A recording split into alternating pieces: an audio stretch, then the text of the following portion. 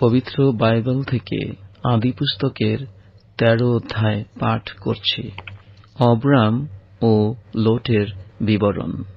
পরে অব্রাম ও তাঁহার স্ত্রী সমস্ত সম্পত্তি লইয়া লোটের সঙ্গে মিশর হইতে কনান দেশের দক্ষিণাঞ্চলে যাত্রা করিলেন।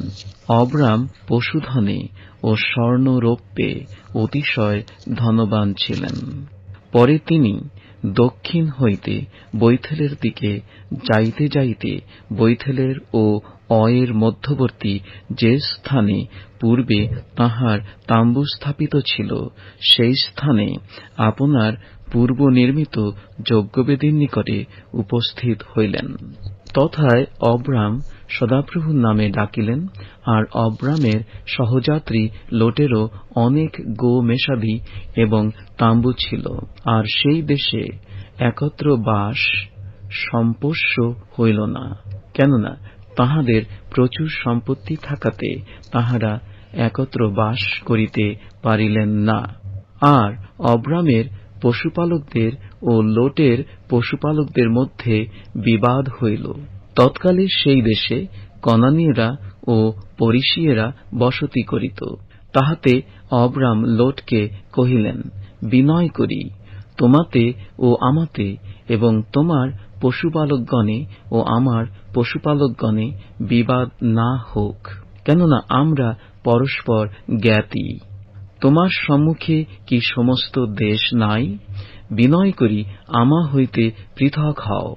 হয় তুমি বামে যাও, আমি দক্ষিণে যাই, নয় তুমি দক্ষিণে যাও, আমি বামে যাই।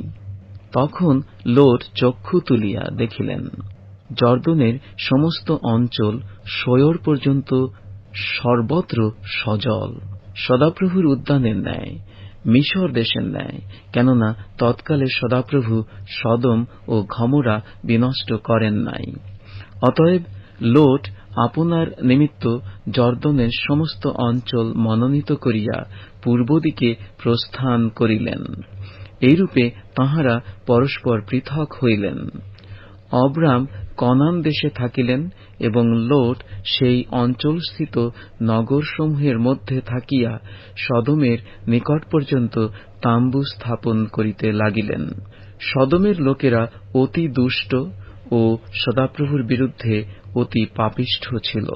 অব্রাম হইতে লোট পৃথক হইলে পর সদাপ্রভু অব্রামকে কহিলেন, চক্ষু তুলিয়া এই যে স্থানে তুমি আছো, এই স্থান হইতে উত্তর দক্ষিণে ও পূর্ব পশ্চিমে দৃষ্টিপাত করো, কেননা এই যে সমস্ত দেশ তুমি দেখিতে পাইতেছ, ইহা আমি তোমাকে ও যুগে যুগে তোমার বংশকে দিব।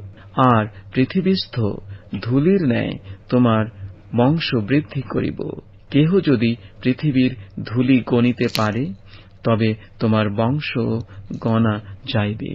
উঠো, এই দেশের দৈর্ঘ্য প্রস্থে পর্যটন করো, কেননা আমি তোমাকেই ইহা দিব। তখন অব্রাম তাম্বু তুলিয়া হিব্রোনে স্থিত মমরির এলোন বনের নিকটে গিয়া বাস করিলেন এবং সেখানে সদাপ্রভুর উদ্দেশ্যে এক যজ্ঞবেদী নির্মাণ করিলেন।